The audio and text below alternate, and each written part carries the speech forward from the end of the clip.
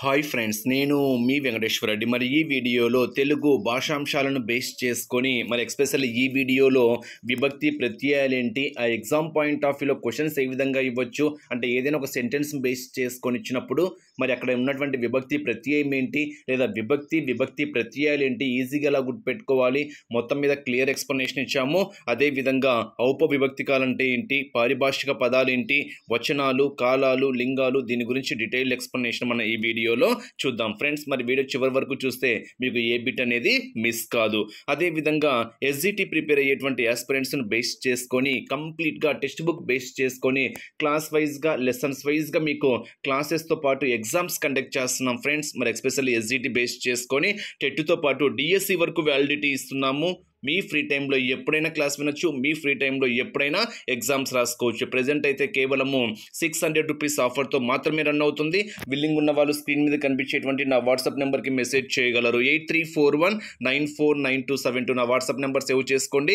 8341949272. 600 rupees amount pay చేయాలి అనుకుంటే PhonePe are Google pay number 8074177322 8074177322 ఈ కింద ఇచ్చినటువంటి ఫోన్పే గూగుల్ పే నెంబర్కు పే చేసి 600 రూపీస్ స్క్రీన్ షాట్ తీసి పైన ఇచ్చినటువంటి నా వాట్సాప్ నెంబర్కి 8341949272 నా వాట్సాప్ నెంబర్కి స్క్రీన్ షాట్, మీ పేరు, మీ జిల్లా పంపిస్తే రేపటి నుంచి స్టార్ట్ చేసేటువంటి బ్యాచ్లు యాక్టివేట్ చేస్తా ఫ్రెండ్స్. 3rd అనగా రేపు కదా, రేపటి నుంచి కొత్త బ్యాచ్ అయితే స్టార్ట్ చేస్తున్నాం. ఆల్రెడీ అడ్మిషన్స్ తీసుకుంటున్నాము.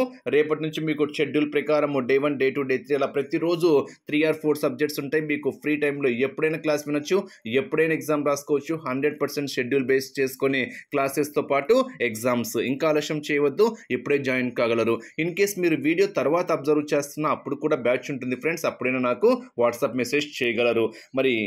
ఎవరైనా మన ఎంబీఆర్ ఫ్రీ వాట్సాప్ గ్రూప్లో జాయిన్ కావాలి అంటే మాత్రం ఈ వీడియోలో డిస్క్రిప్షన్లో ఉంది, జాయిన్ కాగలరు ఫ్రెండ్స్. మన ఛానల్ డిఎస్సికి సంబంధించింది కాబట్టి సబ్స్క్రైబ్ చేసుకోవడం మాత్రం మర్చిపోవద్దు. లేట్ చేయకుండా కంటెంట్లోకి వెళ్దాం. ఫస్ట్ టాపిక్ అబ్జర్వ్ చేస్తే విభక్తి ప్రత్యయాలు అంటున్నాం. ఈ విభక్తి ప్రత్యయాలను బేస్ చేసుకొని ఫస్ట్ ఎగ్జామ్ పాయింట్ ఆఫ్ వ్యూలో క్వశ్చన్స్ ఏ విధంగా అడగచ్చు ఫ్రెండ్స్. నేను మళ్ళీ చెప్తున్నా, ఎగ్జామ్ పాయింట్ ఆఫ్ వ్యూలో క్వశ్చన్ ఏ విధంగా అడగచ్చో మీరు పర్ఫెక్ట్గా తెలుసుకుంటే క్వశ్చన్ ఏ విధంగా ఇచ్చినా మనం ఆన్సర్ అయితే చేయగచ్చు. వీటిని బేస్ చేసుకొని ఎగ్జామ్ పాయింట్ ఆఫ్ వ్యూ ఎలా అడగచ్చు అంటే విభక్తి ఇచ్చేసి ప్రత్యయాలు గుర్తించమనొచ్చు, లేదా ప్రత్యయాలు ఇచ్చేసి విభక్తి గుర్తించమనొచ్చు, లేదా ఒక వాక్యం ఇచ్చేసి ఆ వాక్యంలో దాగి ఉన్నటువంటి విభక్తిని గుర్తించండి అని కూడా ఎగ్జామ్ పాయింట్ ఆఫ్ వ్యూలో అడగచ్చు. ఈ 3 వేస్ని బేస్ చేసుకొని ఎగ్జామ్ పాయింట్ ఆఫ్ వ్యూలో క్వశ్చన్ ఏ విధంగా అయినా అడగచ్చు. మీకు డీటెయిల్ ఎక్స్ప్లెనేషన్ ఇస్తా, ఈజీ వేలో అర్థం చేసుకోవడానికి అయితే ట్రై చేయండి. ఫస్ట్ ప్రథమ విభక్తి అంటున్నాం. ప్రథమ విభక్తి అంటేనే మనకు డుమువులు, అందరికీ తెలిసిందే. డు ము వులు అనేటివి మనకి ఏమవుతాయి అంటే ప్రథమ విభక్తి ప్రత్యయాలు అయితే మనకి ఇక్కడ అవుతాయి. అంటే ఇవి మనకి ప్రత్యయాలు. రైట్ సైడ్లో ఉండేటి మనకు ప్రత్యయాలు, లెఫ్ట్ సైడ్లో ఉండేది మనకి ఏమవుతుంది అంటే విభక్తి అవుతుంది. సో డుమువులు అంటేనే ప్రథమ విభక్తి. నెక్స్ట్ ద్వితీయ విభక్తి. ద్వితీయ అంటే 2, ద్వి అంటే 2 కదా, అంటే చిన్న లాజిక్ గుర్తుపెట్టుకోండి చాలు. ద్వితీయ అంటే 2 అంటేనే నువ్వు నేను, నువ్వు నేను, నువ్వు నేను అంటేనే నిన్ను నేను.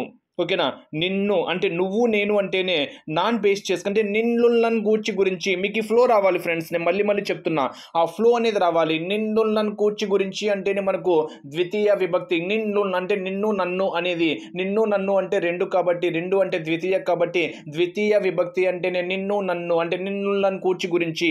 ఆ విధంగా ఫ్లో ఎప్పుడైతే వస్తుందో మీరు ఎగ్జాంపుల్ ఇచ్చినా మీరు ఆన్సర్ చేయవచ్చు, లేదా ప్రత్యయాలు ఇచ్చేసి అది ఏ విభక్తికి సంబంధించి అయినా కానీ గెస్ చేయడం చాలా చాలా ఈజీ. డుమువులు అంటేనే ప్రథమ విభక్తి. నిన్నులను గూర్చి గురించి, నిన్ను అంటే నిన్ను నన్ను అంటే ఇద్దరమే కాబట్టి ఇద్దరు అంటే ఇక్కడ ద్వి సంబంధించింది కాబట్టి ద్వితీయ విభక్తి అని మనం ఈజీగా చెప్పేయాలి. నెక్స్ట్ తృతీయ. చూడండి, ఇక్కడ తృతీయ అంటే త్రు అంటే 3 కదా, లేదా తృతీయ అంటేనే మనకు చేతన్ చేన్ తోడంతోన్. తృతీయ అంటేనే తోడన్, తృతీయ అంటేనే తోడంతోన్. ఈజీ గుర్తుపెట్టుకోవచ్చు. చూడండి, అక్కడ తృతీయ అంటేనే తాతో, తోడంతోన్ అనేది మనకు ఫ్లోలో రావాలి. తోడంతోన్ అంటేనే చేతన్ చేన్ తోడంతోన్ హైలైట్ కావాలి. అంటే మీకు ఆ ఫ్లో వచ్చి ఉండాలి అని నేను చెప్తున్నా. మళ్ళీ గుచ్చి చెప్తున్నా, ఫ్లో రావాలి. డుమువులు అంటేనే ప్రథమ విభక్తి. నిన్నులను కూర్చి గురించి, నిన్ను నన్ను అంటే ఇద్దరిని బేస్ చేసుకొని చెప్తున్నాం కాబట్టి ఇద్దరు అంటేనే ద్వితీయ ద్వితీయ విభక్తి. నెక్స్ట్ చేతన్ చేన్ తోడంతోన్ తోడంతోన్ తో అంటే మనకు తృతీయ విభక్తి అనేది మనకి ఇక్కడ హైలైట్ కావాలి. చాలా చాలా నోటెడ్ చేసుకోండి. నెక్స్ట్ చతుర్థి విభక్తి అంటేనే మనకు కొరకున్కై. ఓకేనా, చతుర్థి విభక్తి అంటేనే కొరకున్కై హైలైట్ చేసుకోవాలి. కొరకున్కై అంటేనే మనకు చతుర్థి విభక్తి అనేది మీరు ఇక్కడ హైలైట్ చేసుకోవాలి. నెక్స్ట్ పంచమి విభక్తి. పంచమి అంటేనే మనకు పంచకట్టు అంటాం కదా. పంచమి అంటేనే పంచ అంటే తెలుసు కదా, పంచకట్టున్నాము అంటాం. పంచకట్టు అంటే కట్టు అంటే కంటెంట్ పట్టి. చూడండి ఇక్కడ కంటెంట్ పట్టి. కంటెంట్ అంటే మనకు ఆ ఫ్లో రావాలి అని చెప్పాను. పంచమి విభక్తి అంటే పంచకట్టి అంటే కంటెంట్ పట్టి అంటే వలనన్ కంటెంట్ పట్టి అంటేనే మనకు పంచమి విభక్తి అనేది హైలైట్ కావాలి. షష్ఠి విభక్తి బాగా నోటెడ్ చేసుకోండి, చాలా చాలా ఇంపార్టెంట్. షష్ఠి అంటేనే మనకు కిన్కున్ యొక్క లోన్ లోపలన్ అంటేనే మనకు ఏ విభక్తి ప్రత్యయము? షష్ఠి విభక్తి. షష్ఠి తత్పురుష సమాసము అంటాం కదా, అంటే షష్ఠి విభక్తి అంటేనే మనకు కిన్కున్ యొక్క లోన్ లోపలన్ హైలైట్ చేసుకోవాలి. చాలా చాలా చాలా ఇంపార్టెంట్. యొక్క వచ్చింది అంటేనే షష్ఠి. ఓకేనా, యొక్క వచ్చింది అంటేనే షష్ఠి. కిన్కున్ యొక్క లోపలన్ అనేది మీరు ఇక్కడ బాగా హైలైట్ చేసుకోవాలి. నెక్స్ట్ అందున్నన్ అంటేనే మనకు సప్తమి విభక్తి హైలైట్ చేసుకోవాలి. సప్తమి అంటే 7 కదా, సప్తమి అంటే అందున్నన్ అంటేనే మనకు సప్తమి విభక్తి. నెక్స్ట్ సంబోధన ప్రథమ విభక్తి మీరు ఈజీగా గుర్తుపెట్టుకోవచ్చు. ఓ, ఓయి, ఓరి, ఓసి ఇవి మనకు ఏ విభక్తి ప్రత్యయాలుగా మనం చెప్తాము అంటే సంబోధన ప్రథమ విభక్తి. ఇప్పుడు చూడండి, మీరు ఈజీగా ఆన్సర్ చెప్పేయచ్చు. కొన్ని హైలైట్ చేసుకుంటే చాలు లాజిక్ ద్వారా, మిగతావి మీరు ఎలిమినేటింగ్ ప్రాసెస్ ద్వారా ఆన్సర్ చెప్పేయచ్చు. డుమువులు అంటేనే ప్రథమ విభక్తి, ఇంకా ఆలోచించాల్సిన అవసరం లేదు. నిన్నులన్ గూర్చి గురించి, నిన్ను నన్ను అంటే ఇద్దరం కాబట్టి ద్వితీయ విభక్తి, ఆలోచించాల్సిన అవసరం లేదు. చేతన్ చేన్ తోడంతోన్ అంటే తో అంటేనే తృతీయ విభక్తి, అంటే తోడంతోన్కి ముందే ఉండాలి. చేతన్ చేన్ తోడంతోన్ ఫ్లో రావాలి. చేతన్ చేన్ తోడంతోన్ అంటేనే తృతీయ విభక్తి అనేది హైలైట్ కావాలి. నెక్స్ట్ కొరకున్కై కా వచ్చింది అంటేనే మనకు చతుర్థి అంటే కొరకున్కై అంటే 2 కాతోనే ఉంటాయి, ఇంకా ఏవి ఉండవు చూడండి. ఓకేనా, కొరకున్కై అంటేనే మనకు చతుర్థి విభక్తి అనేది హైలైట్ చేసుకోవాలి. ఇక్కడ ఇంకోటి చెప్పాలి అంటే 2 ఉండేటి మనకు సప్తమి 1 చతుర్థి 1 ఫ్రెండ్స్. కొరకున్కై నెక్స్ట్ అందున్నన్ అంటే 4 7 హైలైట్ చేసుకోవాలి. చతుర్థి అంటే 4, సప్తమి అంటే 7, ఈ రెండింటికి మాత్రమే 2 ఉంటాయి. చతుర్థి విభక్తి అంటే కొరకున్కై, సప్తమి విభక్తి అంటే అందున్నన్. చాలా చాలా ఇంపార్టెంట్. సప్తమి విభక్తి కూడా చాలా చాలా ఇంపార్టెంట్. నెక్స్ట్ పంచమి విభక్తి. పంచ అంటే కట్టు అని చెప్పాను కదా, కంటెంట్ పట్టి. ఓకేనా, కంటెంట్ పట్టి హైలైట్ చేసుకోవాలి. అంటే వలనన్ కంటెంట్ పట్టి ఫ్లో రావాలి. వలనన్ కంటెంట్ పట్టి అంటేనే మనకు పంచమి విభక్తి. నెక్స్ట్ షష్ఠి అంటేనే యొక్క రావాలి. కిన్కున్ యొక్క లోన్ లోపలన్. సప్తమి అంటే ఇప్పుడే చెప్పాను కదా, అందున్నన్. సంబోధన ప్రథమ విభక్తి అంటే ఓయి, ఓరి, ఓసి ఇవి మనకు సంబోధన ప్రథమ విభక్తి. ఫ్లో వస్తేనే మీరు ఈజీగా ఆన్సర్స్ అయితే హైలైట్ చేసుకోగలరు. మరి ఎగ్జామ్ పాయింట్ ఆఫ్ వ్యూలో ఏ విధంగా ఇవ్వచ్చు అనేది మనకి ఇక్కడ మెయిన్ ఇంపార్టెంట్. సో విభక్తి ప్రత్యయాలు ఇచ్చేసి విభక్తి గుర్తించమనొచ్చు, లేదా విభక్తి ఇచ్చేసి విభక్తి ప్రత్యయాలను బేస్ చేసుకుని అడగచ్చు. ఇదే కాన్సెప్ట్ మీకు సమాసాల్లో కూడా ఉంటుంది. ఓకేనా, రామ బాణం అంటున్నాం, ఎవరి యొక్క బాణం అది? రాముని యొక్క బాణం అంటున్నాం. ఓకేనా, దొంగల భయం, దొంగల వలన భయం, ఎవరి వలన భయము? దొంగల వలన భయము. అంటే కొన్ని ఎగ్జాంపుల్స్ని బేస్ చేసుకొని చెప్పొచ్చు. ఓకేనా, మీకు రామబాణం అంటే ఎవరి యొక్క బాణం అది? రాముని యొక్క బాణం అంటున్నాం. అంటే యొక్క వచ్చింది అంటేనే మనకి ఏంటది? షష్ఠి తత్పురుష సమాసము అని చెప్తాం. అంటే వలనన్ కంటెంట్ పట్టి వలనన్ కంటెంట్ అంటే కట్టాడు. ఏం కట్టాడు? పంచ కట్టాడు అంటున్నాం కాబట్టి పంచమి విభక్తి అని చెప్పుకోవాలి మీరు. పంచమి విభక్తి. యొక్క ఎక్కడైనా కిన్కున్ యొక్క వచ్చింది అనుకోండి, యొక్క అంటేనే షష్ఠి అని చెప్పాను కాబట్టి కిన్కున్ యొక్క లోపలన్ అంటేనే మనకు ఏ విభక్తి రావాలి? కిన్కున్ యొక్క లోపలన్ అంటేనే షష్ఠి తత్పురుష సమాసము, షష్ఠి విభక్తి అనేది హైలైట్ చేసుకోవాలి. ఎప్పుడైతే మీకు ఆ ఫ్లో వచ్చేస్తుందో ఇది మీకు సమాసాలను బేస్ చేసుకొని యూజ్ అవుతుంది, తత్పురుష సమాసాలను బేస్ చేసుకొని యూజ్ అవుతుంది, అదేవిధంగా విభక్తి ప్రత్యయాలను బేస్ చేసుకొని కూడా మీకు బాగా యూజ్ అవుతుంది. చాలా చాలా important. Exam point of view చూడండి, ఇక్కడ రాముడు సీతను పెళ్ళాడెను. చిన్న ఎగ్జాంపుల్ చూడండి. ఈ వాక్యంలో దాగి ఉన్నటువంటి విభక్తిని గుర్తించండి అంటాడు. లేదా ఈ వాక్యంలో గల విభక్తి ప్రత్యయం ఏంటి అని అడుగుతాడు. సో ఎలాగైనా ఎగ్జామ్ పాయింట్ ఆఫ్ అడగచ్చు. రాముడు సీతను పెళ్ళాడును, సీతను ఓకేనా. రాముడు ఎవరిని పెళ్ళాడును? సీతను.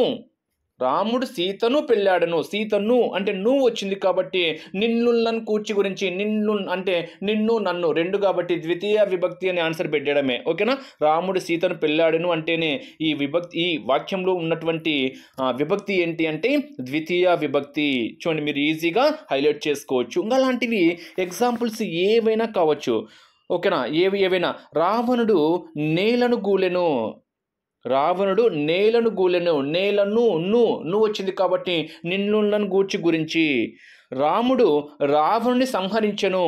రాముడు రావణ్ణి సంహరించెను. రావణ్ణి వచ్చింది కాబట్టి నిన్నులను గూర్చి గురించి అంటేనే మనకు ద్వితీయ విభక్తి అనేది మీరు ఇక్కడ హైలైట్ చేసుకోవాలి. అలా ఒక వాక్యం ఇచ్చేసి ఆ వాక్యంలో దాగి ఉన్నటువంటి విభక్తిని గుర్తించండి అని కూడా ఎగ్జామ్ పాయింట్ ఆఫ్ వ్యూలో అడగచ్చు. అలా కూడా ఎగ్జామ్ పాయింట్ ఆఫ్ వ్యూలో అడగడానికి ఛాన్స్ అయితే ఉంది అనేటువంటి పాయింట్ని మీరు ఇక్కడ హైలైట్ చేసుకోవాలి. చాలా చాలా important. Next sometimes exam point of వ్యూలో ఒక వాక్యాన్ని బేస్ చేసుకుని కూడా చెప్పొచ్చు. నెక్స్ట్ తృతీయ విభక్తి. తృతీయ అంటే చెప్పాను కదా, చేతన్ చేన్ తోడంతోన్. తృతీయ అంటేనే మనకు తృతీయ అంటే ఇప్పుడు చెప్పాను కదా తోడంతోన్ ఫ్లో రావాలి అని చెప్పాను. తోడంతోన్ అంటేనే తృతీయ. తోడంతోన్ అంటేనే తృతీయ. అంటే ఏ తోడంతోన్? చేతన్ చేన్ తోడంతోన్. చేతన్ చేన్ తోడంతోన్ అంటే ఎగ్జామ్ పాయింట్ ఆఫ్ వ్యూలో చూడండి. రాముడు వాళ్ళనొక బాణముతో కూర్చెను. బాణముతో కూల్చెను. బాణముతో వచ్చింది కాబట్టి తో. చేతన్ చేన్ తోడంతోన్ తో వచ్చింది కాబట్టి మనకి ఇది ఏ విభక్తి అవుతుంది? తృతీయ విభక్తి అవుతుంది. ఓకేనా. నెక్స్ట్ రవి కుంచెతో బొమ్మ గీసెను. రవి కుంచెతో వచ్చింది కాబట్టి చేతన్ చేన్ తోడంతోన్ ఇది కూడా మనకి ఏమవుతుంది? తృతీయ విభక్తికి సంబంధించిందిగా మనం ఆన్సర్ చెప్పొచ్చు. నెక్స్ట్ పుస్తకము సుధీర్ చేత చదవబడెను. చేతన్ చేన్ నిన్న చెప్పాను కదా చేత అంటే చేతన్ చేన్ తోడంతోన్ అంటే చే పరంగా కూడా మనకు ఏ విభక్తి ప్రత్యయమో తృతీయ విభక్తిని బేస్ చేసుకొని చెప్తున్నాము. నెక్స్ట్ విద్యచే వివేకము కలుగును. విద్య చే అంటున్నాం అంటే ఇక్కడ విభక్తి ప్రత్యయాలు ఏంటి? ఇక్కడ చేత తో. ఓకేనా. బాణముతో అంటే చేతన్ చేన్ తోడంతోన్. చేత అంటే చేతన్ చేన్ తోడంతోన్. ఇక్కడ కూడా చేతన్ చేన్ తోడంతోన్ అంటే ఇక్కడ ఈ వాక్యంలో దాగి ఉన్నటువంటి విభక్తి ఏంటి అంటే మనకి ఇక్కడ తృతీయ విభక్తి అనేది మనం ఈజీగా ఆన్సర్ అయితే చెప్పొచ్చు. ధనము చేత సౌఖ్యము కలుగును. ధనము చేత సౌఖ్యము కలుగును అంటే ఇక్కడ దేని చేత సౌఖ్యం కలుగును అని చెప్తున్నాము? ధనము చేత సౌఖ్యం కలుగును అంటే చేత అని ఇచ్చాడు కాబట్టి చే అంటేనే మనకు చేతన్ చేన్ తోడంతోన్. ఇక్కడ కూడా మనకు తృతీయ విభక్తి అనేది చాలా స్పష్టంగా కనిపిస్తుంది. తృతీయ విభక్తి చాలా స్పష్టంగా కనిపిస్తుంది. నెక్స్ట్ హనుమంతుడు బలము చేత సముద్రము లంకించెను. ఓకేనా. హనుమంతుడు బలము చేత అంటే చే వచ్చింది కాబట్టి ఇక్కడ కూడా చేతన్ చేన్ తోడంతో అంటేనే తృతీయ విభక్తి. ఇలా మీరు 2-3 సార్లు ప్రొనౌన్స్ చేస్తే ఆ విభక్తి ప్రత్యయాలు ఫ్లో రావాలి ఫ్రెండ్స్. ఫ్లో వస్తే మీరు ఆన్సర్ ఈజీగా చెప్పేయచ్చు. బట్ 100% అయితే ఒక బిట్ అయితే టచ్ చేస్తున్నాడు అనేది మీరు ఇక్కడ హైలైట్ చేసుకోవాలి. ఇక్కడ చూడండి బాణముతో సైన్యముతో నాతో అంటే ఇక్కడ తో వచ్చింది అంటేనే లేదా చే ఇలా వచ్చింది అంటేనే మనకు చేతన్ చేన్ తోడంతో అంటేనే మనకు తృతీయ విభక్తికి సంబంధించినవిగా మనం ఇక్కడ చెప్పుకోవాలి. నెక్స్ట్ చతుర్థి విభక్తి. చతుర్థి అంటే మనకు కొరకున్కై అని చెప్పాను కదా. కొరకున్కై అని చెప్పాను అంటే ఇక్కడ కొరకున్కై బేస్ చేసుకుని ఒక్కసారి చూడండి. తండ్రి కొరకు శ్రీరాముడు అడవులకు వెళ్ళెను. తండ్రి కొరకున్కై కొరకు వచ్చింది కదా అంటే ఇక్కడ మనము కొరకున్కై అంటేనే మనకు ఏ విభక్తి అని చెప్తున్నాము? చతుర్థి విభక్తి. జనకుడు రామునికై సీతనిచ్చెను. చూడండి ఇక్కడ జనకుడు రామునికై సీతనిచ్చెను. కొరకున్కై అంటేనే మనకు కొరకున్కై అంటేనే ఇక్కడ ఏంటి? చతుర్థి విభక్తి అనేది మీరు హైలైట్ చేసుకోవాలి. ఏ విభక్తి? చతుర్థి విభక్తి. నెక్స్ట్ నీ కోసమే నేను జీవించెను అంటే ఇక్కడ కూడా మనకు చతుర్థి విభక్తి అంటే ఏం చెప్పాను? కొరకు. ఓకే. నీ కోసమే నేను జీవించున్నది. ఇక్కడ మనము ఇంకొన్ని ఎగ్జాంపుల్స్ అబ్జర్వ్ చేస్తే ఇంకొన్ని ఎగ్జాంపుల్స్ చెప్తా చూడండి. నీ కోసమే దీన్ని తెచ్చాను. నీ కోసమే అంటే కొరకున్కై నీ కోసమే కో. నెక్స్ట్ బుద్ధుడు నిర్మాణం కొరకు యత్నించెను, బుద్ధుడు నిర్యాణం కొరకు యత్నించెను, అక్కడ కొరకు. జనకుడు రామునికై సీతనిచ్చెను, కై కై కొరకు కో. ఇలాంటివన్నీ మనకు కొరకున్కై అంటున్నాం కాబట్టి ఇవన్నీ ఈ వాక్యంలో దాగి ఉన్నటువంటి విభక్తి ఏంటి అంటే చతుర్థి విభక్తి అనేది మీరు ఇక్కడ హైలైట్ చేసుకోవాలి. నెక్స్ట్ పంచమి విభక్తి. పంచమి అంటేనే పంచ అంటేనే కట్టు అని చెప్పాను కదా, కంటె పట్టు, కంటె కట్టు కంటె పట్టు అంటే వలనన్ కంటెన్ పట్టి ఫ్లో రావాలి అని చెప్తున్నా.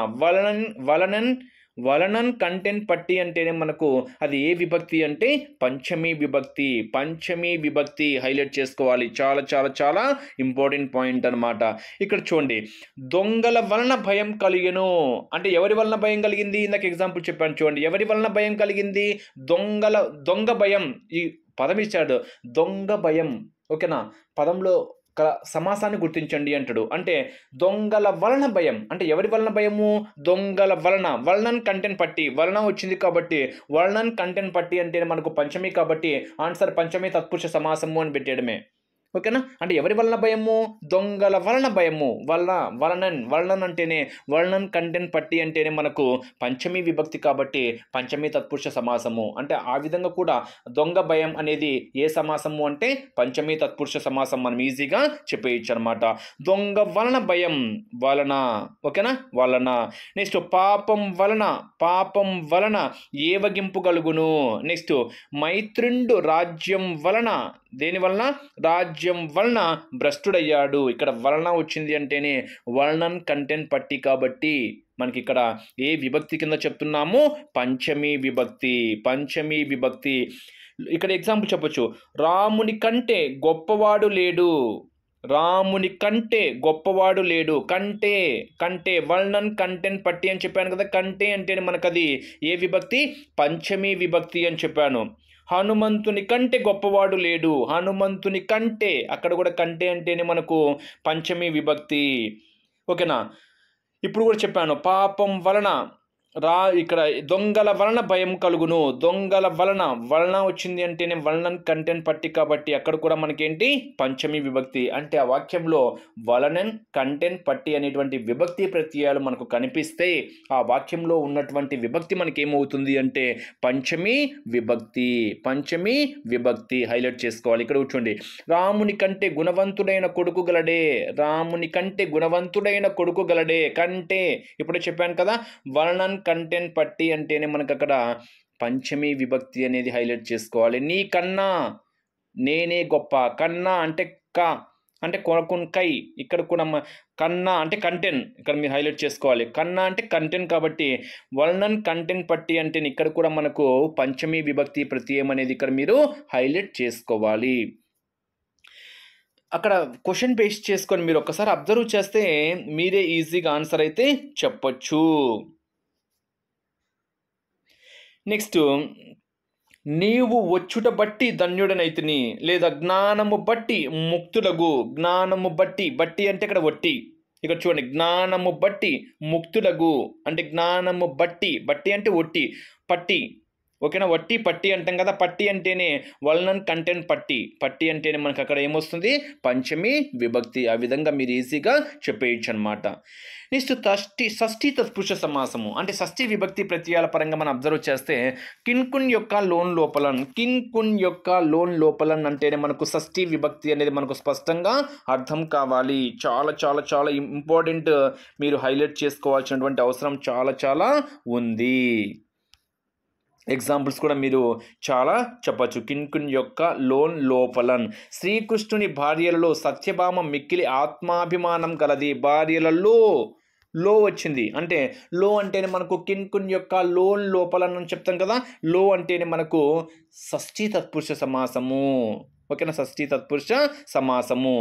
ఏనుగుల లోపల భద్రజాతి మేలైనది. లోపల, ఏనుగుల లోపల అంటే ఇక్కడ ఏం చెప్తున్నాము, కిన్కున్ యొక్క లోన్ లోపలన్ అంటున్నాం కాబట్టి ఇది కూడా మనకు ఏ విభక్తి ప్రత్యయము, ఏ విభక్తిగా చెప్తున్నాము, షష్ఠి విభక్తిగా మనం ఇక్కడ చెప్తున్నాము, షష్ఠి విభక్తిగా చెప్తున్నాము.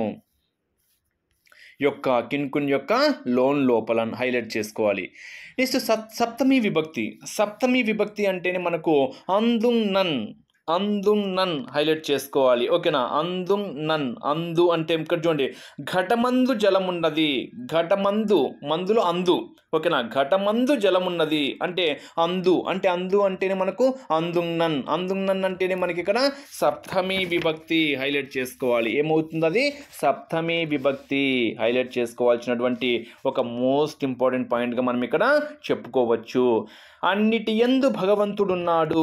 అన్నిటి యందు అంటే ఇప్పుడే చెప్పాను కదా, యందు అంటే అందు, ఎందులో అందు కదా, అందు ఎందు అంటే ఇక్కడ అందుం నన్ అంటేనే మనకు ఏ విభక్తి? సప్తమి విభక్తి.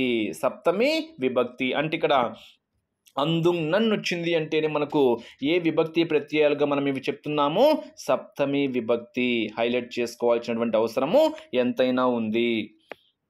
ఎగ్జామ్ బేస్ చేసుకొని మీరు ఈజీగా చెప్పేయచ్చు. నెక్స్ట్ ఓయి, ఓరి, ఓసి అంటేనే మనకు ఏ విభక్తి? ఇక్కడ మనం ఏం చెప్పచ్చు? సంబోధన ప్రథమ విభక్తి. ఇవి విభక్తులేంటి, విభక్తి యొక్క ప్రత్యయాలేంటి, అదేవిధంగా సెంటెన్స్ ఫార్మేషన్ ఇచ్చినప్పుడు మనం ఈజీగా ఆన్సర్ ఏ విధంగా చేయాలి. నెక్స్ట్ ఔపవిభక్తికాలు. ఔపవిభక్తికాలు అంటేనే మనకు మూడు ఫ్రెండ్స్ హైలైట్ చేసుకోవాలి. మూడు. ఏంటా మూడు? ఈ టీ వర్ణంలను మనం ఏమంటాము అంటే ఔపవిభక్తికములు అంటారు. ఎగ్జామ్ పాయింట్ ఆఫ్ వ్యూ అడగచ్చు. ఈ క్రింది వాణిలో ఔపవిభక్తికాలను గుర్తించండి అంటాడు. ఔపవిభక్తికాలు అంటేనే ఈ హైలైట్ చేసుకోవాలి. టీలో ఈ ఉంది, మీరు ఈజీగా హైలైట్ చేసుకోవాలి. టీలో టు ప్లస్ ఈ అంటాం కదా, తీలో తు ప్లస్ ఈ అంటాం కదా, అంటే మీరు ఈజీగా హైలైట్ చేసుకోవాలి.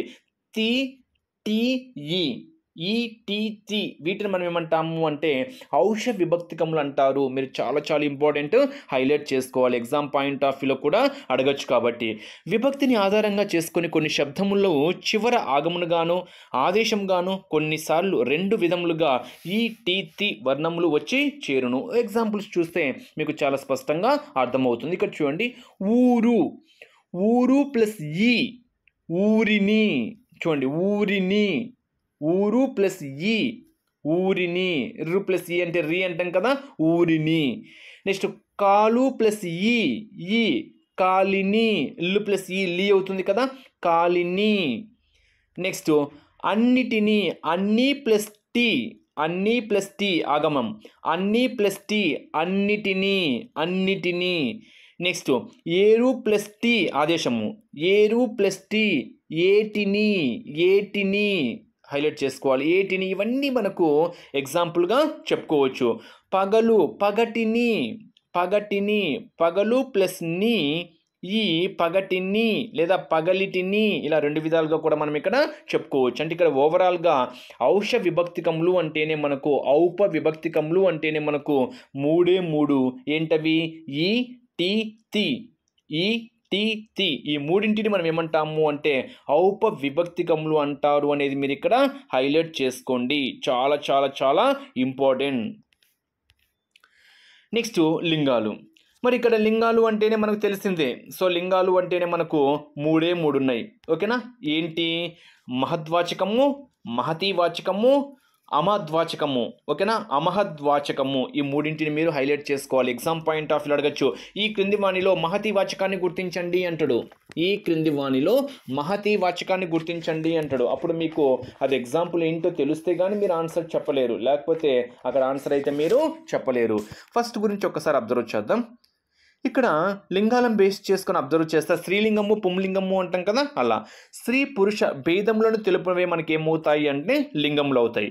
తెలుగులో లింగం అర్థాన్ని బట్టి వస్తుంది, సంస్కృతంలో లింగం శబ్దాన్ని బట్టి వస్తుంది. అంటే తెలుగులో అయితేనేమో అర్థాన్ని బట్టి వస్తుంది, సంస్కృతంలో అయితేనేమో శబ్దాన్ని బట్టి వస్తుంది. మరి సంస్కృతంలో హ్రస్వాక్షరాలు అంతంగా కలవి ఏమవుతాయి అంటే పుంలింగాలు హైలైట్ చేసుకోవాలి. ఓకేనా? సంస్కృతంలో హ్రస్వాక్షరాలు అంతంగా కలివి మనకి ఏమవుతాయి? పుంలింగాలు అవుతాయి. దీర్ఘాక్షరాలు అంతంగా కలివి మనకి ఏమవుతాయి అంటే స్త్రీలింగాలు అవుతాయి. ముఖరాంత శబ్దాలు ఏమవుతాయంటే మనకి ఏమవుతాయంటే నపుంసకాలు అవుతాయి. ఈ మూడింటిని కూడా మీరు ఇక్కడ హైలైట్ చేసుకోవాలి. ఓకేనా? సంస్కృతంలో ఇక్కడ మీరు ఇందాక 2 పాయింట్స్ చెప్పాను. మీరు ఇందాక హైలైట్ చేసుకున్నారో చేసుకోలేదో. అర్థాన్ని బట్టి అయితేనేమో తెలుగులో లింగం అనేది అర్థాన్ని బట్టి వస్తుంది అని చెప్పాను. సంస్కృతంలో లింగం అయితే శబ్దాన్ని బట్టి వస్తుంది అని చెప్పాను. మరి సంస్కృతంలో పుంలింగాలు అంటేనే మనకు హ్రస్వాక్షరాలు అంతంగా ఉంటాయి. అదే స్త్రీలింగాలు అయితేనేమో దీర్ఘాక్షరాలు అంతంగా ఉంటాయి. మరి నపుంసకాలు అయితేనేమో ముఖరాంత శబ్దాలు అని మనం ఇక్కడ చెప్పుకుంటాము. మరి ఆ 3 విధాలు ఏంటో మనం ఒక్కసారి అబ్జర్వ్ చేద్దాం. ఎగ్జామ్ పాయింట్ ఆఫ్ వ్యూలో చాలా చాలా చాలా ఇంపార్టెంట్. మహద్వాచకము. ఈ క్రింది వాణిలో మహద్వాచకానికి ఉదాహరణను గుర్తించండి అంటాడు. అంటే ఇక్కడ పురుషవాచక శబ్దాలను బేస్ చేసుకొని, ఓకేనా? పురుష అంటే మహద్వాచకుడు అంటే మహా అదృష్టవంతుడు అంటాం కదా. మీరు ఎలాగైనా గుర్తుపెట్టుకోండి. మహద్వాచకుడు, మహతి అంటే లేడీ కదా. సో మీరు ఇలా గుర్తుపెట్టుకోవచ్చు. మహతి వాచకము. మహతి అంటేనే మనకి ఇక్కడ లేడీని బేస్ చేసుకొని స్త్రీని బేస్ చేసుకొని చెప్తున్నాం కాబట్టి స్త్రీవాచక శబ్దము అని మీరు ఈజీగా గుర్తుపెట్టుకోవచ్చు. నెక్స్ట్ మహద్వాచకము. మహా అంటేనే మహా పండితులు అంటాం కదా. మహా అంటే గొప్ప అని చెప్తాం కదా. అంటే మనకి ఇక్కడ పురుష అని మీరు ఈజీగా గుర్తుపెట్టుకోండి. మహద్వాచకము అంటేనేమో పురుషాన్ని గుర్తుపెట్టుకోండి. మహతి అంటేనే లేడీ కాబట్టి మహతి వాచకము అంటేనేమో స్త్రీవాచక శబ్దాలు అనేటివి గుర్తుపెట్టుకోండి. మరి మహద్వాచకము అంటే ఇంకా ఏవైనా కావచ్చు. పురుషవాచక శబ్దాలు అర్జునుడు, భీముడు, గోపాలుడు, అన్న, తమ్ముడు, బావ, ఇవన్నీ మహద్వాచకాలు. నెక్స్ట్ మహతి వాచకాలు. మహతి అంటే ఇప్పుడు ఏం చెప్పాను? స్త్రీవాచక శబ్దాలు అని చెప్పాను కదా. స్త్రీకి సంబంధించినవి అంటే నది, భూమి, అమ్మ, అక్క, చెల్లి, అత్త, వదిన, రాధ, గీత, సీత, ఇవన్నీ మనకు స్త్రీవాచక శబ్దాలు మరియు వాటి గుణవాచకాలను తెలిపేటివి కాబట్టి వీటిని మనం ఏమంటాము అంటే మహతి వాచకాలు. ఓకేనా? స్త్రీవాచక శబ్దాలను మరియు వాటి గుణవాచకాలను తెలిపేవి మనకి ఏమవుతాయి అంటే మహతి వాచకాలు. నెక్స్ట్ నపుంసక లింగము అంటే అర్థం ఏంటి? వీటినే మనకు అమహద్వాచకాలు అంటాము. అమహద్వాచకాలు ఇక్కడ మీరు హైలైట్ చేసుకోవాలి. ఇందాక మహతి వాచకాలు అంటే మహతి అంటే స్త్రీ అని చెప్పాను కాబట్టి స్త్రీ సంబంధించినటువంటివి. ఓకేనా? మహద్వాచకాలు అంటే పురుషులు అని చెప్పాను. ఓకేనా? ఇక్కడ అనేది ముందు వచ్చింది కదా. అనేది మనకు ఇక్కడ సత్యం అసత్యం అంటాం. అంటే సత్యము కానిదే కదా అసత్యము.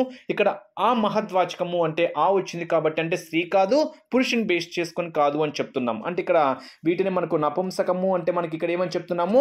అమహద్వాచకాలని మనకి ఏమవుతాయి అంటే నపుంసక లింగము. అంటే స్త్రీ శబ్దాలు కాదు, పురుష శబ్దాలు కాదు. వీటిని మనము క్లీబము అని కూడా అంటారు. హైలైట్ చేసుకోండి. క్లీబము అని కూడా అంటాం. అంటే ఎద్దు, గాడిద, చిలుక, కాకి, చెట్టు, పుట్ట, కొండ, రాయి, నక్షత్రాలు, కొలను ఇలా మనకు చెప్తే వీటిని మనం ఏమంటాము అంటే క్లీబము హైలైట్ చేసుకోవాలి.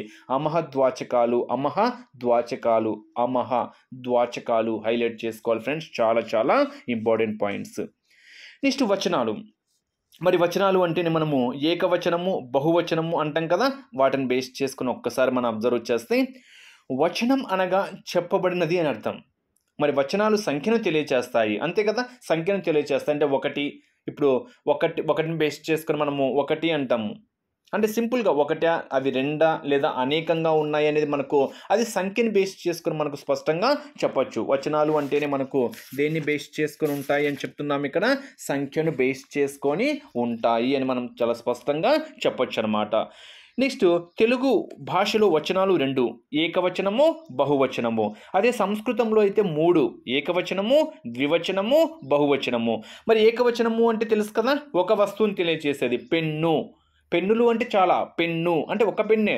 పుస్తకం, మనిషి, బల్ల, చెట్లు వేరు, చెట్టు, వృక్షాలు అంటాం కదా. వృక్షం అంటే ఒక వృక్షమే. చెట్టు, బల్ల, మనిషి ఇవన్నీ ఒక వస్తువులు మాత్రమే తెలియచేస్తున్నాయి కాబట్టి ఇవి మనకి ఏమవుతాయి అంటే ఏకవచనం అవుతాయి. అదే 2 వస్తువుల సంఖ్యను తెలియజేసేటి 2 వృక్షాలు అంటే ఇక్కడ వృక్షాలు అంటే అనేకమే, 2 కన్నా ఎక్కువనే, కానీ ఇక్కడ ముందు 2 అని మెన్షన్ చేశాం కాబట్టి 2 వృక్షాలు అంటున్నాం. 2 పెన్నులు అంటున్నాం, 2 పుస్తకాలు అంటున్నాం. అంటే పర్టికులర్గా 2 అనేది మెన్షన్ చేశాం కాబట్టి మనకి ఏమవుతాయి అంటే ద్వివచనాల పరంగా చెప్తాం. నెక్స్ట్ బహువచనం అంటే అర్థం ఏంటి? 3 కానీ అంతకన్నా ఎక్కువ కానీ, లేదా సింప్లీ 2 కన్నా ఎక్కువ అంటే ఎక్కువ. వృక్షాలు అంటే మనకు 1, 2 కాదు, 2 కన్నా ఎక్కువ, లేదా 3 లేదా అంతకన్నా ఎక్కువ ఉంటే మనం వృక్షాలు, చెట్లు, బల్లలు, మనుషులు, పెన్నులు, పుస్తకాలు ఇలా మనం బహువచనం రూపంలో చెప్పొచ్చు. ఎగ్జామ్ పాయింట్ ఆఫ్ అడుగుతాడు, ఓకేనా. పుస్తకం పదానికి బహువచనము అంటాడు. పుస్తకం పదానికి బహువచనం ఏమవుతుంది? పుస్తకాలు. వృక్షం వృక్షాలు, బల్ల బల్లలు, పెన్నులు, ఇవన్నీ మనకి ఏమవుతాయి అంటే ఏకవచనము బహువచనాల పరంగా చెప్తాము. మరి వీటిని బేస్ చేసుకొని మనం ఎగ్జాంపుల్స్ ఏమని చెప్పొచ్చు? పెన్నులు, వృక్షాలు, కన్నులు, రాజులు, ఇవన్నీ మీకు ఎక్స్ప్లెనేషన్. భూపాలుడు, గోపాలురు. చూడండి ఇక్కడ నృపాలుడు అంటే ఒకరు, నృపాలురు అంటే ఇద్దరు, గోపాలుడు అంటే ఒకడు, గోపాలురు అంటే ఎక్కువ మంది, అంటే బహువచనం బేస్ చేసుకొని మనం ఇక్కడ చెప్తున్నాం అనమాట. ప్రత్యయం చేరి బహువచనంగా ఏర్పడుతుంది అని కూడా మనం ఇక్కడ చెప్పచ్చు. నెక్స్ట్ విలుకారు అంటే ఇక్కడ అనేది కూడా ప్రత్యయంగా వచ్చినప్పుడు అది కూడా మన బహువచన రూపంలో చెప్పచ్చు అనమాట. బండి రా అంటాం కదా, అలా. నెక్స్ట్ మ్రాకులు, కొలకులు, ఇవన్నీ మనము ఏకవచనము బహువచనాల పరంగా చెప్తాము. నెక్స్ట్ కవులు, బడులు, గిరులు, కాకులు కాదు కాకులు, బండ్లు, నీతులు, పిల్లులు, ఇవన్నీ కూడా మనకి ఏమవుతాయి అంటే బహువచనాల పరంగా చెప్తాం అన్నమాట. అంటే ఉకారంగా మారి బహువచనం అనేది ఏర్పడుతుంది అని చెప్తున్నాం. మేధావులు, మహర్షులు, విద్యార్థులు, సురభులు, ఇవి కూడా మనకు పందిరులు, దోపిడులు, ఇవన్నీ మనకు ఏకవచనము బహువచనాన్ని బేస్ చేసుకొని చెప్తున్నాము. మీసాలు, ఎలాగని చెప్పుకోవచ్చు. ఆవు అంటే ఆలు లేదా ఆవులు అని కూడా మనం ఇక్కడ చెప్పుకోవచ్చు అనమాట. ఇవి ఏకవచనాన్ని, అదేవిధంగా బహువచనాన్ని. రేయి అంటే రేలు, పేలు, చేలు, ఆలు, ఏకవచనము బహువచనాన్ని బేస్ చేసుకొని. ఇక్కడ మీరు కొన్ని అబ్జర్వ్ చేయండి. చెల్లుండ్రు, కోడండ్రు అనేది మనకు ఏకవచనము బహువచనాన్ని బేస్ చేసుకొని మనం ఇక్కడ చెప్పుకోవచ్చు. నెక్స్ట్ నిత్య ఏకవచనాలు అంటే అర్థం ఏంటి? అవి ఎల్లప్పుడూ ఏకవచనంగానే ఉంటాయి, దానికి అసలు బహువచనమే ఉండదు. నిత్య ఏకవచనాలు అంటే అవి ఎప్పుడు ఏకవచనంలోనే ఉంటాయి, అంటే ఒక్కటే పరంగా, అంటే బహువచన రూపమే దానికి ఉండదు. బహువచన రూపం ఉండకుంటే వాటిని మనం ఏమంటున్నాము? నిత్య ఏకవచనాలు. అంటే ఇప్పుడు గోపాల్, అనంతపురం, విజయవాడ అంటే పేరుకు సంబంధించి కానీ, లేదా ప్రాంతాలను బేస్ చేసుకొని కానీ అనంతపురాలు అనం, అంటే అనంతపురం ఒకటే కదా, దానికి మనం అది నిత్య ఏకవచనమే, దానికి బహువచన రూపమే ఉండదు. విజయవాడ అంటున్నాం అంతే, ఇంకా విజయవాడలు అనం మనం. విజయవాడ అంటే అది ఎప్పుడు నిత్య ఏకవచనమే, దానికి బహువచనం అనేది ఉండదు. ఇవి నిత్య ఏకవచనాలను బేస్ చేసుకొని చెప్తున్నాం. నెక్స్ట్ అక్కడ, ఇక్కడ, ఎక్కడ, అచ్చట, ఇచ్చట, ఇవి కూడా మనకు అక్కడాదులు అనమాట. అక్కడాదులు అంటే ఇవి. అక్కడాదులు అంటే అక్కడ, ఇక్కడ, ఎక్కడ, ఇచ్చట, అచ్చట, ఇచ్చట, కేలు, ఇరు. నెక్స్ట్ సస్యవాచక పదాలు అంటే పసుపు, కుంకుమ, బియ్యాలు అనకూడదు. బియ్యం, జీలకర్ర, అల్లం, బెల్లం, ఉప్పు, చింతపండు, ఇంగువ, ఆముదం, పెరుగు, మజ్జిగ, కారం, ఇవన్నీ మనకు నిత్య ఏకవచనాలు బేస్ చేసుకొని చెప్తాము, బహువచనాలను బేస్ చేసుకొని చెప్పాం. లోహవాచక శబ్దాలను బేస్ చేసుకొని కూడా ఇత్తడి, ఇనుము, కంచు, బంగారం, వెండి, రాగి, ఇవి కూడా మనకు నిత్య ఏకవచనాలకు సంబంధించినవే, వీటికి బహువచన రూపం అనేది ఉండదు. నెక్స్ట్ సమానార్థక పదాలను బేస్ చేసుకొని ఈడు, సరి, ఎన అనేటివి. నెక్స్ట్ గుణరసవాచక శబ్దాలను బేస్ చేసుకొని, ఓకేనా, తెలుపు, నలుపు, పులుపు, చేదు, వగరు, ఇవి కూడా మనకు నిత్య ఏకవచనాల పరంగానే మనం ఇక్కడ చెప్తాము. నెక్స్ట్ ఇవి అట్లు, ఇట్టు, ఇట్లు, ఎట్లు, ఇవన్నీ మనకు కొన్ని బహువచనంగా కనిపిస్తాయి, కానీ అవి మనకి ఏమవుతాయంటే ఏకవచనాలే. కొన్ని అవ్యయాలు బహువచనంగా కనిపించినా కానీ మనకు అవి ఏకవచనాల పరంగానే తీసుకోవాలి, ఇక్కడ ఎగ్జాంపుల్స్ పరంగా. నెక్స్ట్ గౌరవవాచకాలు మీరు, మాస్టర్ గారు, ఇవి కూడా మనకి ఎప్పటికీ నిత్య ఏకవచనాలే, మనకు వాటికి బహువచన రూపం అనేది ఉండదు అనేది మీరు ఇక్కడ హైలైట్ చేసుకోవాలి. నెక్స్ట్ నిత్య బహువచనాలు అంటే ఎప్పుడు బహువచనాల పరంగానే చెప్పాలి, దీనికి ఏకవచనం అనేది ఉండదు, ఓకేనా. అందరూ, ఎందరు, ఇందరు, కొందరు, పలుగాండ్రు ఇవన్నీ మనకి ఏమవుతాయంటే నిత్య బహువచనాలకు మనం ఎగ్జాంపుల్గా తీసుకోవచ్చు. నీళ్ళు, పాలు, ఓకేనా, పాలు కొన్ని పాలు మనకు నిత్య బహువచనమే, అది ఏకవచనం కాదు. పాలు, నీళ్ళు, పేలాలు, ఉసుళ్ళు ఇవన్నీ మనకు నిత్య బహువచనంగా వాడబడేటివి అన్నమాట. వడ్లు, కందులు, మినుములు, పెసలు, రాగులు, ఓకేనా, ధాన్యవాచక శబ్దాలను బేస్ చేసుకొని. నెక్స్ట్ పరుషలు, ఇక్కడ పురుషులు అని పెట్టాను, కాదు పురుషలు. మరి ఇక్కడ పురుషులను బేస్ చేసుకొని అబ్జర్వ్ చేస్తే పురుషలు, ఇక్కడ పురుషలు 3 విధానాలు ఏంటవి? ఉత్తమ పురుష, మధ్యమ పురుష, ప్రథమ పురుష. ఇక్కడ చూడండి, ఈజీగా గుర్తుపెట్టుకోవచ్చు, ఎగ్జామ్ పాయింట్ ఆఫ్ వ్యూ అడగడానికి ఛాన్స్ ఉంటుంది, ఓకేనా. ఉత్తములు ఎప్పటికీ ఎలా నేను, మీరు, మనము ఇలా సంబోధిస్తారు, ఓకేనా. నేను, మేము, మనము అంటే ఇక్కడ మనమందరము, మనము, మేమందరము, మేము, నేను ఇలా మనకు సంబోధిస్తే అవి మనకి ఏమవుతాయంటే ఉత్తమ పురుష పరంగా మనం ఇక్కడ చెప్పుకుంటాము. నెక్స్ట్ ఇక్కడ చూడండి, మీరు ఈజీగా గుర్తుపెట్టుకోవచ్చు. ప్రథమ పురుష అంటే, ప్రథమ అంటే మనకు ఒక్కడే అని చెప్తాం కదా, అంటే ఒక్కడే అంటే వాడు, అది, వారు ఇలా అనమాట. అంటే మనకు ప్రొనౌన్సియేషన్లోనే తెలుస్తుంది చూడండి. వాడు అంటే ఎలా ఉంటుంది, వాడు, వారు, అది అంటే ఎలా ఉంటుంది ఒకసారి ఊహించుకోండి. అవన్నీ మనకు ప్రథమ పురుష అనమాట. ప్రథమ పురుష. ఉత్తముడైతే నేను, మేము, మనము. ఇంకా మధ్యమ అయితే మాత్రము నీవు, మీరు ఇలా ప్రొనౌన్స్ చేస్తే మనకు మధ్యమ పురుష పరంగా చెప్తున్నాము. ఈజీగా మీరు ఇక్కడ చెప్పేసుకోవచ్చు అనమాట. చాలా చాలా ఇంపార్టెంట్. తాను ఉత్తమ పురుష, ఎదుట మధ్యమ పురుష, ఎక్కడో ప్రొనౌన్సియేషన్ చూడండి, ఎక్కడో అనేది మనకి ఏమవుతుంది అంటే ప్రథమ పురుష. ఇవి కూడా మనము ఎగ్జాంపుల్స్గా తీసుకోవచ్చు. నెక్స్ట్ కాలాలను బేస్ చేసుకొని మనం ఒక్కసారి అబ్జర్వ్ చేస్తే, కాలాలు అంటేనే మనకు 4 కాలాలు మనకు తెలిసినటువంటివే. భూతకాలము, భవిష్యత్ కాలము, వర్తమాన కాలము, తదర్మ కాలము, ఓకేనా, తదర్మ కాలము. మరి ఈ 4 కాలంలో ఫస్ట్ భూతకాలము. భూతకాలము అంటే అర్థం ఏంటి? జరిగిపోయిన విషయాల గురించి తెలిపేవి మనకి ఏమవుతాయంటే జరిగిపోయిన విషయాలు. మనం ఈజీగా చెప్పొచ్చు ఫ్రెండ్స్. భవిష్యత్ కాలము అంటే ఏంటి? భవిష్యత్ అంటే మన భవిష్యత్తు ఎలా ఉంటుందో మనకు తెలియదు, అంటే జరిగిపోయిన కాలంగా జరిగేది కాదు, రాబోయేది, ఓకేనా, ఇంకా జరగలేదు. భవిష్యత్ కాలము అంటే మనకు కొన్ని పర్ఫెక్ట్గా అర్థం చేసుకుంటే చాలు. భవిష్యత్ కాలము అంటే నీ భవిష్యత్తు ఎలా ఉంటుందో మనకేం తెలుసు? భవిష్యత్ అంటే ఏంటి? తర్వాత జరగబోయేది అని, ఓకేనా, తర్వాత జరగబోయేది అని. భూతకాలము అంటే జరిగిపోయింది అని. వర్తమాన కాలము అంటే ప్రజెంట్ని వర్తమానం ఏ విధంగా ఉంది, వర్తమాన కాలము అంటే ప్రజెంట్. మీరు ఈజీగా హైలైట్ చేసుకోవచ్చు, దానికి కన్ఫ్యూజ్ కావాల్సిన అవసరమే లేదు. భూతకాలము అంటే జరిగిపోయిన విషయాల గురించి తెలిసేది. అంటే నిన్న నేను టీవీ చూశాను, గోపాల్ అన్నం తిన్నాడు, అయిపోయింది, జరిగిపోయింది. అంటే జరిగిపోయిన విషయాల గురించి తెలిపేదే భూతకాలం. ఎగ్జామ్ పాయింట్ ఆఫ్ ఎలా ఇస్తారంటే, ఈ క్రింది వాణిలో భూతకాలానికి ఉదాహరణను గుర్తించండి అంటాడు, లేదా భూతకాలానికి సంబంధించిన వాక్యాన్ని గుర్తించండి అంటాడు. భూతకాలము అంటే ఏంటి? జరిగిపోయింది. అంటే ఇచ్చినటువంటి 4 ఆప్షన్స్లో ఏ వాక్యం అయితే జరిగిపోయిన దాని గురించి తెలియచేస్తుందో అదే మనకి ఏమవుతుంది అంటే భూతకాలంలో ఉంది అని మనం స్పష్టంగా చెప్పచ్చు. నేను నిన్న టీవీ చూశాను, అయిపోయింది, జరిగిపోయింది. గోపాల్ అన్నం తిన్నాడు, అయిపోయింది, జరిగిపోయింది. గోపాల్ పుస్తకం రాయడం అయిపోయింది. గోపాల్ బీఈడి చదివాడు, అయిపోయింది. అంటే అయిపోయింది, అంతా జరిగిపోయింది. జరిగిపోయిన కాలాన్ని గురించి ఇవన్నీ తెలియచేశాయి. కాబట్టి ఇవన్నీ మనకు ఏ కాలంలో ఉన్నాయని చెప్తాము అంటే భూతకాలంలో ఉన్నాయని మనం స్పష్టంగా చెప్పచ్చు. నెక్స్ట్ భవిష్యత్ కాలము అంటే ఏంటి? భవిష్యత్ కాలం అంటే ఇప్పుడు చెప్పాను కదా, జరగబోయే విషయాల గురించి తెలియజేసే విషయాలు, జరగబోయేటివి. అంటే ఏమవుతుందో మనకు తెలియదు. నేను టీవీ చూడబోతున్నాను అంటే తర్వాత, అంటే ఇంకా అక్కడ జరగలేదు, జరిగిపోలేదు, ఓకేనా. జరగబోయే విషయాలు అంటే తర్వాత జరిగేటివి.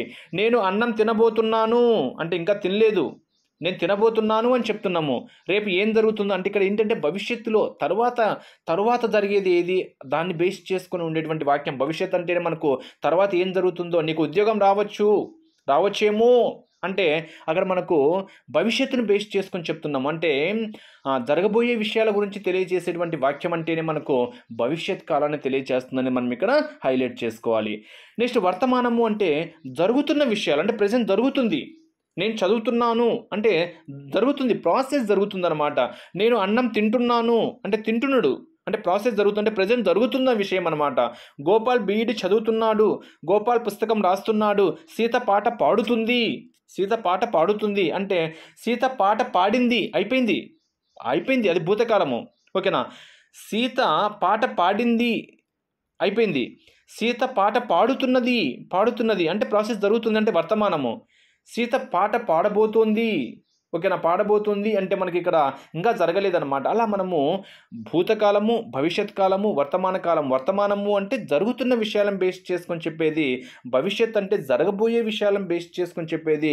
భూతకాలము అంటే జరిగిపోయిన విషయాల గురించి తెలియజేసేటివి మనం ఈజీగా గుర్తుపెట్టుకోవచ్చు. మరి తదర్మ కాలము అంటే అర్థం ఏంటి అంటే పై 3 వాక్యాల్లో సహజ సిద్ధంగా జరుగు వాటి గురించి తెలియజేయునదే మనకి ఏమవుతుంది అంటే తదర్మ కాలము. ఓకేనా? తదర్మ కాలము అంటే మనం ఏం చెప్తాం, సహజ సిద్ధంగా జరిగిపోయేదన్నమాట. సూర్యుడు ఉదయించును అంటే అదేమేంటి, అది జరిగేది, సహజంగా జరిగేది. సహజంగా సూర్యుడు ఉదయించును, గాలి వీచును, నీరు ప్రవహించును, ఉపాధ్యాయుడు బోధించును, ఇవన్నీ సహజంగా జరిగేటివే. కాబట్టి ఇవన్నీ మనకి ఏమవుతాయంటే తదర్మార్థక కాలము. తదర్మార్థక కాలము అంటే మనకి ఇక్కడ ఏం చెప్పచ్చు, సహజ సిద్ధంగా జరిగేటివి. సహజ సిద్ధంగా జరిగేటివి అంటే అర్థం ఏంటి, సూర్యుడు ఉదయించును, సూర్యుడు హస్తమించును, గాలి వీచును, నీరు ప్రవహించును, ఉపాధ్యాయుడు బోధించును, ఇలా అన్నమాట. ఓకేనా?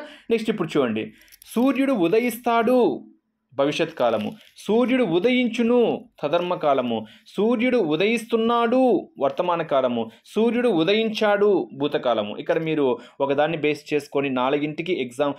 సూర్యుడు ఉదయిస్తాడు, సూర్యుడు ఉదయిస్తాడు, సూర్యుడు ఉదయించును, సూర్యుడు ఉదయిస్తున్నాడు, సూర్యుడు ఉదయించాడు అయిపోయింది కాబట్టి భూతకాలము. సూర్యుడు ఉదయిస్తున్నాడు జరుగుతుంది కాబట్టి వర్తమాన కాలము. సూర్యుడు ఉదయిస్తాడు ఇంకా ఎప్పుడో జరుగుతుంది, భవిష్యత్తులో జరుగుతుంది అంటే ఇంకా జరగలేదు. సూర్యుడు ఉదయిస్తాడు అంటే ఉదయాన్నే 4కు లేసి మనము సూర్యుడు ఉదయిస్తాడు అని చెప్తాం. అంటే అర్థం ఏంటి, జరగబోయేది కాబట్టి భవిష్యత్ కాలము అని చెప్తున్నాము. బట్ సూర్యుడు ఉదయించును అనేది మనకి ఏమవుతుంది అంటే ఇక్కడ ఉదయించును సహజ సిద్ధంగా చెప్తున్నాం కాబట్టి తదర్మక కాలము అని మనం ఇక్కడ చెప్పేయచ్చు. నెక్స్ట్ పారిభాషిక పదాలు. పారిభాషిక పదాలు అంటే ఏంటంటే ఇంకా కీలకమైనటువంటి పదాలు అన్నమాట. కీలక పదాలను బేస్ అంటే మనకు మీనింగ్స్ పరంగా అలా చెప్పుకుంటాం కదా, అలా ఒక్కసారి అబ్జర్వ్ చేద్దాం. ధ్వని. మానవ వాగేంద్రియం నుండి పుట్టిన ధ్వని, ప్రతి శబ్దమును ధ్వని అంటారు భాషా వినయంలో. ఇక్కడ మీరు ఒక్కసారి అబ్జర్వ్ చేయండి. నెక్స్ట్ అక్షరము. వీటిని పారభాషిక పదాలను బేస్ చేసుకుని ఒక బిట్ అడుగుతారు ఫ్రెండ్స్. తర్వాత చాలా ఇంపార్టెంట్ పాయింట్స్ ఉన్నాయి, హైలైట్ చేసుకోండి. నెక్స్ట్ అర్ధభేదక శక్తి కలిగిన కనిష్ట భాషాంశమే మనకి ఏమవుతుంది, అక్షరము. ఇక్కడ చూడండి, మా అనేది అక్షరము, మా అనేది మనకు అక్షరము. మా అనే అక్షరంలో 2 ధ్వనులు ఉన్నాయి. సో ధ్వనుల సంఖ్య చాలా important friends. Exam point of అడగచ్చు.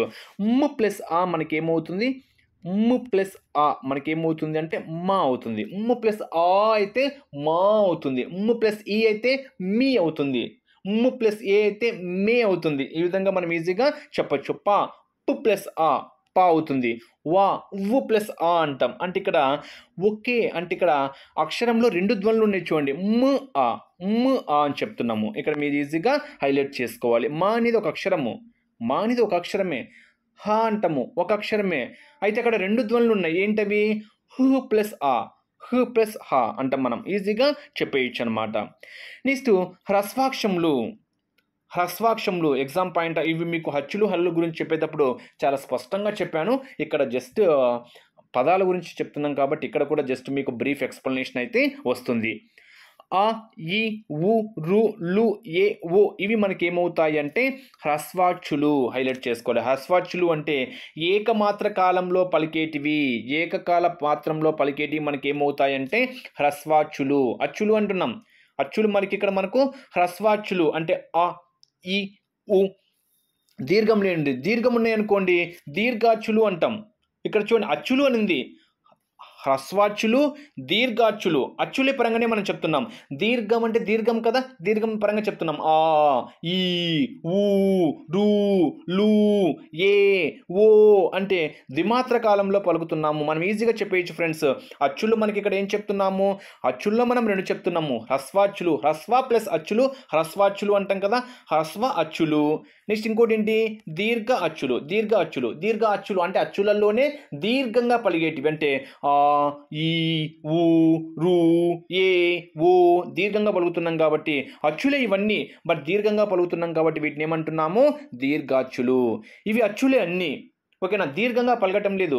వీటిని మనం ఏకమాత్రంలో పలుకుతున్నాం కాబట్టి వీటిని మనం ఏమంటున్నాము, హ్రస్వాచ్యులు. చాలా చాలా ఇంపార్టెంట్, హైలైట్ చేసుకోండి. నెక్స్ట్ హల్లుల పరంగా మనం కొన్ని చాలా చాలా ఇంపార్టెంట్. వక్రములు, వక్రంగా రాసేది చూడండి, ఏ ఏ ఇవి కూడా అచ్చులలో ఉన్నాయి. వక్రములు అంటే వంకర కలిగినవి వక్రములు. ఏ ఏ ఓ ఓ వీటిని మనం ఏమంటాము అంటే వక్రములు. చాలా చాలా ఇంపార్టెంట్. నెక్స్ట్ వక్రతమములు, మిక్కిలి వంకర కలిగినవి. వక్రతమములు అంటే మిక్కిలి వంకర కలిగినవి, అంటే ఐ ఔ ఐ ఔ వీటిని మనం ఏమంటాము అంటే వక్రతమములు. వక్రతమములు అంటేనే మనకు మిక్కిలి వంకర కలిగినవి. మిక్కిలి వంకర కలిగినవి అంటేనే మనకు ఐ ఔ అనేటివి మీరు ఇక్కడ హైలైట్ చేసుకోవాలి. నెక్స్ట్ పరుషాలు. పరుషాలు చాలా చాలా ఇంపార్టెంట్ ఫ్రెండ్స్. ఇవి వర్గ ప్రథమాక్షరాలను పరుషాలు అంటారు, అనగా కఠినంగా పలుకబడేటివి. కచట తపలు మనకి ఏమవుతాయి అంటే పరుషాలు. మీకు అచ్చులు హల్లుల గురించి చెప్పేటప్పుడు చాలా స్పష్టంగా చెప్పాను, బట్ ఇక్కడ మీకు కీలక పాయింట్స్ మీకు తెలియాలి కాబట్టి, బేసిక్ నాలెడ్జ్ కాబట్టి జస్ట్ వాట్ ఈజ్ వాట్ మాత్రమే చెప్పాను. అచ్చులు హల్లుల గురించి చాలా స్పష్టంగా సపరేట్ వీడియోసే ఉన్నాయి. వాటి పరంగా మీకు మొత్తము ఆ నుంచి అచ్చులు రాసి హల్లులు రాసి వాటిలో ఏమంటారు ఏమనేది మొత్తం క్లియర్ ఎక్స్ప్లెనేషన్ అయితే వచ్చింది అక్కడ. ఇక్కడ కచ్చట తపలు ఎగ్జామ్ పాయింట్ ఆఫ్ అడుగుతాడు. ఈ క్రింది వానిలో పరుషాలు అంటాడు. పరుషాలు అంటేనే మనకి ఏంటి ఇక్కడ కచ్చట తపలు. క్లియర్గా రాసుకోవాలి మీరు, ఓకేనా. నెక్స్ట్ సరళాలు అంటేనే మనకు అర్థం ఏంటి, వర్గ తృతీయ అక్షరాలను మనం ఏమంటాము అంటే సరళాలు. సరళాలు అంటే తేలికగా ఉండేటివి, తేలికగా తేల్చి సరళంగా పలుక వాటిని మనం ఏమంటాము అంటే సరళాలు. గజడ దబలు, కచ్చట తపలు గజడ దబలు అంటాం కదా. కచ్చట తపలు గజడ దబలు మీరు ప్రొనౌన్సియేషన్లో చెప్పొచ్చు. గజడ దబలు అనేది మనము తేలికగా పలుకుతున్నాం కాబట్టి సరళాలు అవుతాయి.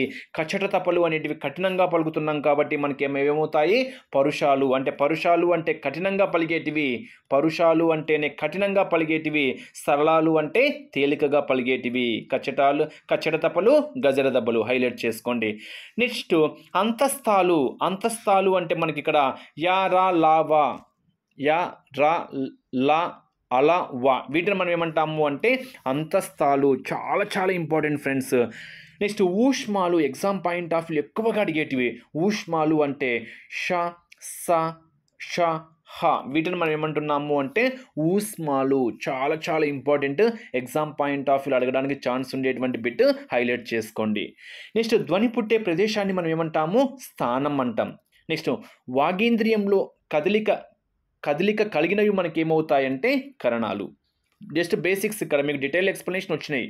నెక్స్ట్ ఏకాక్షరం. ఏకాక్షరం అంటే ఇందాక చెప్పాను కదా, ఒకే అక్షరాన్ని బేస్ చేసుకుని అచ్చు కలయిక, ఒక హల్లు ఒక అచ్చు కలయికనే మనం ఏమంటాము అంటే ఏకాక్షరం. ఇక్కడ చూడండి, ఉక్కు ప్లస్ ఆ క, ఉక్కు ప్లస్ ఏ కే, ఉక్కు ప్లస్ ఐ కై, ఈ విధంగా మనం ఇక్కడ చెప్తాము. అంటే ఏకాక్షరంలో గల అక్షరాల సంఖ్య ఎంత, 1. ఇవి హైలైట్. ఎగ్జామ్ పాయింట్ ఆఫ్ వ్యూలో ధ్వనుల సంఖ్యను బేస్ చేసుకుని అడుగుతాడు, ఓకేనా. వర్ణాల సంఖ్యను బేస్ చేసుకుని అడుగుతాడు. ఏకాక్షరంలోని అక్షరాల సంఖ్య ఎంత అంటే 1. మరి ఏకాక్షరంలోని వర్ణాల సంఖ్య ఎంత అంటే 2. సమ్టైమ్స్ ఎగ్జామ్ పాయింట్ ఆఫ్ వ్యూలో సింపుల్గా ఇస్తాడు, ఏంటి కో అనేటువంటిది ఇచ్చేసి, ఓకేనా, వర్ణాల సంఖ్య ఎంత అంటాడు, ధ్వనుల సంఖ్య ఎంత అంటాడు. కు ప్లస్ ఓ 2 ఉన్నాయి కాబట్టి మనం ఏం చెప్తాము అక్కడ ఆన్సర్ 2 అని చెప్తాము. నెక్స్ట్ ద్విత్వాక్షరం. ద్వి అంటే 2 కదా, 2 సమానమైన హల్లులు ఒకే అచ్చుతో కలిస్తే, ఓకేనా. ద్విత్వాక్షరం, ద్వి అంటే 2 కాబట్టి 2 సమానమైన హల్లులు ఒకే అచ్చుతో కలిస్తే వాటిని మనం ఏమంటాము అంటే ద్విత్వాక్షరం అంటాము. మరి ద్విత్వాక్షరములు అంటేనే మనకు ఇక్కడ చూడండి, మా మ్ ప్లస్ ఆ, మ్ ప్లస్ అంటేనే ఉమ్మ అవుతుంది. ఆ ఉంది కాబట్టి మా. ఆ ఉంటే మనకు యా, ఈ ప్లస్ ఆ యా. చు ప్లస్ ఆ చ అంటాం, ఓకేనా. నా తీసుకున్నాం అనుకో మనం ఏం చెప్తాము, న్ ప్లస్ ఆ తీసుకున్నాం అనుకో నా అవుతుంది, ఓకేనా. నీ అనుకో న్ ప్లస్ ఈ మనకి ఏమవుతుంది అంటే నీ అవుతుంది. ఈ విధంగా మనము చెప్పచ్చు. అంటే ఇక్కడ ద్విత్వాక్షరంలో అచ్చుల సంఖ్య ఎంత అంటే మనం 1 అని చెప్తున్నాం. అచ్చుల సంఖ్య లాస్ట్లో 1 కదా, 1. మరి వర్ణాలు ఎన్ని అంటే ఇప్పుడే చెప్పాను కదా, ఛ అందులో వర్ణాల సంఖ్య ఎంత అంటే చు ప్లస్ ఆ అంటున్నాం కాబట్టి మనకు అక్కడ ధ్వనుల సంఖ్య ఎంత అంటే 3. చాలా చాలా ఇంపార్టెంట్, హైలైట్ చేసుకోవాలి. నెక్స్ట్ సంయుక్తాక్షరము చాలా డెఫినేషన్ చాలా ఇంపార్టెంట్. ఒక హల్లుకు వేరే హల్లు ఒక అచ్చుతో కలిస్తే, ఇందాకేందంటే దానికి అదే దానికంటే చాకు చావత్తే, యాకు యావత్తే, మాకు మావత్తే, అలా అంటే దేనికి అదే వచ్చింది అనుకోండి, మనం ఇక్కడ ఏమంటున్నాము అంటే ద్విత్వాక్షరం అంటాం. అంటే రెండు సమానమైన హల్లులు. నాకు నావత్తే, యాకు యావత్తే, చాకు చావత్తే అంటే రెండు సమానమైన హల్లులు. నెక్స్ట్ ఇక్కడేమని చెప్తున్నాము సంయుక్తాక్షరం అంటే ఒక హల్లుకు వేరో హల్లు వస్తుంది అనమాట. ఒక హల్లుకు వేరో హల్లు వస్తే అంటే ఫర్ ఎగ్జాంపుల్ ఇక్కడ చూడండి క్లా అంటున్నాము.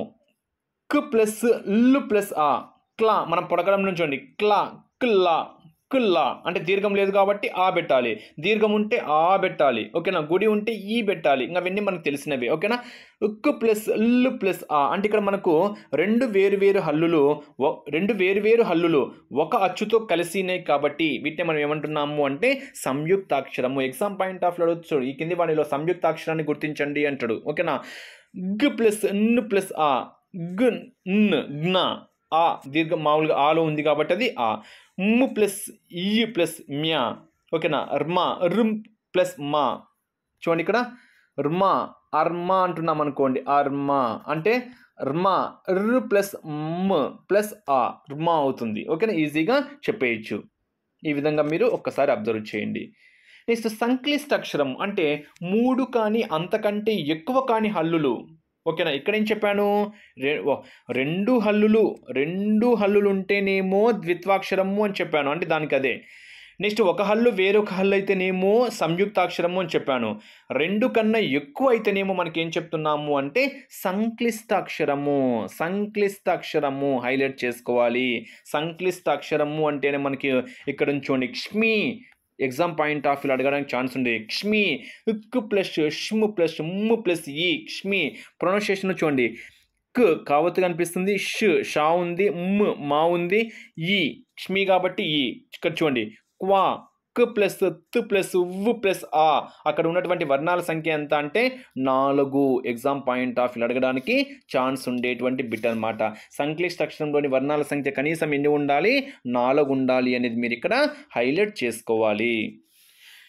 నెక్స్ట్ కొన్ని అక్షరాల సముదాయాన్ని ఏమంటాము పదం అంటే ఏంటి అక్కడ ఇచ్చారు. నెక్స్ట్ తత్సమం అంటే ప్రకృతి అంటాం, దీన్నే ఏమనాలి ప్రకృతి. అంటే మూలధాతువు మార్పు చెందిన రూపాలను మనం ఏమంటాము అంటే తత్సమాలు అంటాము.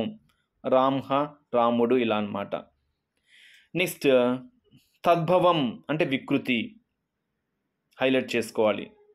దేశ్యం త్రిలింగ దేశ వ్యవహార సిద్ధంబగు భాష దేశ్యం. శ్రీశైలం, ద్రాక్షారామం, కాళేశ్వరం అనే 3 దైవ క్షేత్రాల మధ్య వ్యవహరించబడే భాషను దేశీ భాష అని పేరు. ఇక్కడ మీరు ఒక్కసారి హైలైట్ చేసుకోండి. గ్రామ్యం లక్షణ విరుందంబగు భాష గ్రామ్యం హైలైట్ చేసుకోవాలి. అన్యదేశం ధృతము హైలైట్ చేసుకోవాలి. ధృతము అనగా అవసరం లేని చోట జారిపోయేది. ను నా ని ఇలా నకారాన్ని ధృతము అంటాము, ఏమనాలి నకారాన్ని ధృతము హైలైట్ చేసుకోండి. ధృతమును చివరగలిగినవి ధృత ప్రకృతికములు, ధృతంలో అంతమయ్యేవి ధృత ప్రకృతికాలు హైలైట్ చేసుకోండి ఫ్రెండ్స్. డెఫినేషన్స్ చాలా ఇంపార్టెంట్. ఇవన్నీ డెఫినేషన్స్ పరంగా చెప్తున్నాం. ధాతువు క్రియ యొక్క మూల రూపమే మనకి ఏమవుతుంది ధాతువు, అంటే తిను, ఆడు, పాడు ఇలా. అవ్యయాలు అక్కడ ఇక్కడ ఇవన్నీ మనకు అవ్యయాలు సహజంగా ఏర్పడేటివి, ప్రతిపదోక్తకాలు అంటాం. అసమాపక క్రియలన్నీ లాక్షణిక అవ్యయాలు. అసమాపక క్రియ అంటే తెలుసు కదా, పని పూర్తి కానివి. అంటే రాము బడికి వెళ్ళి, సీత పాట పాడి అంటే ఇవి మనకు అసమాపక క్రియలు అనమాట.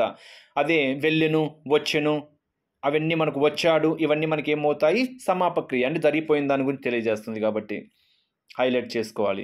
సముచ్చయాలు యు ను అనేటివి మనకి ఏమవుతాయి సముచ్చయాలు హైలైట్ చేసుకోండి. ఔరా, ఆహా, అయ్యో ఇవన్నీ మనకు అనేది ఏమవుతాయి అవ్యయాలు హైలైట్ చేసుకోవాలి. మహద్వాచకాలు ఇవన్నీ మీకు ఇందాక చెప్పాను, మహతివాచకాలు కూడా చెప్పాను. నపుంసకలింగం, మహద్వాచక క్లీమం వీటి గురించి కూడా చెప్పాను కాబట్టి చెప్తున్నా.